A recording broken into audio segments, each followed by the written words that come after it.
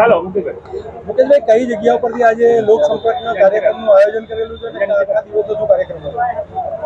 સુરત લોકસભાના ચૂંટણી પ્રચારના ભાગરૂપે આજ રોજ પૂર્વ વિધાનસભામાં 2 તબક્કામાં બાઇક રેલીનું આયોજન છે. અત્યારે 10:30 વાગે અમે કોર્પોરેટર શ્રી અશોકભાઈની ઓફિસથી રેલી કાઢી રહ્યા છે અને સાંજે 4:30 વાગે 4 વાગે બીજી એક રેલી છે તે કોટસબી રોડ પરથી છે. કેટલા કાર્યકરો જોડાયા છે ત્યારે રેલીમાં અને લોકોનો પ્રતિસાદ કેવો છે? આપ જોઈ શકો છો કે કાર્યકર્તાઓમાં જબરજસ્ત ઉત્સાહનો સંચાર છે અને ખૂબ મોટી સંખ્યામાં કાર્યકર્તાઓ જોડાયા છે અને સતત આ મોમેન્ટમ, આ ઉત્સાહ એ જળવાઈ રહેશે એવો મને વિશ્વાસ છે. મંદિર અને વ્યાયામશાળાની બી મુલાકાત લીધેલી હતી, શું કહેવાનું છે? જી, કાર્યકર્તાઓ અને શુભેચ્છકો મંદિરોની દર્શન માટે લઈ જાય છે, વ્યાયામશાળાના માટે વિઝિટ માટે લઈ જાય છે.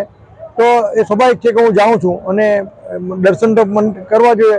સનાતન ધર્મ માટે અમે લોકો માનીએ છીએ. શું કહેશો? લોકોને સંદેશો શું આપશો? લોકોને સંદેશો એ કે 7 તારીખે આક્રમક મતદાન ભારતીય જનતા પાર્ટીની તરફેણમાં કરીને 70 થી 80% મતદાન કરાવવાનું છે અને સુરત લોકસભાના ભારતીય જનતા પાર્ટીના ઉમેદવારને જંગી બહુમતીથી જીતાડવાના છે. ખાસ કરીને ગરમીની વાત છે, સિઝન એની શું કહેશો?